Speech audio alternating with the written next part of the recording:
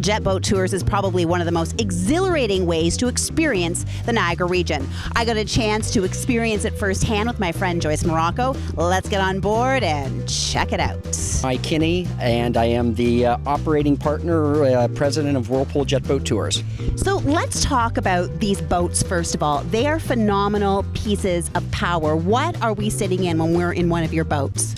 This is a 44-foot long, 14-foot wide, 1,500 horsepower turbo diesel jet boat. Now that's a lot of mumbo-jumbo mechanical talk for a machine that needs to be very powerful to push both the weight of the boat, and we have about 8,000 pounds worth of passengers up these big Class 5 rapids that we have here on the Niagara River. I was 17 years old. I was on the U.S. Wildwater kayaking team. We were traveling. We stopped and checked out the falls like everybody else. But being whitewater people, we were intrigued by just a mile below the falls, these amazing whitewater rapids, and nobody was doing anything with them. We knew we had to make these rapids accessible to the visiting public in some way, shape, or form. And back in the early 80s and even to the late 80s, the technology that you see here did not exist. We finally figured out what hull shape we needed and the power that we would need to be able to go up through the Niagara Gorge.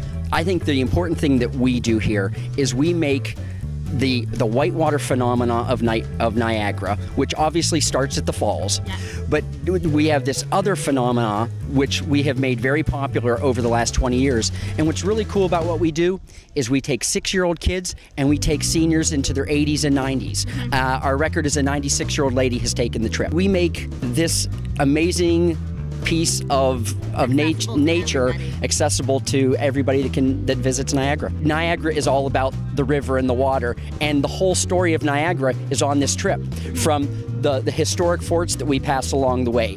Right where we are now, the most famous battle of the War of 1812 occurred right where we're standing here.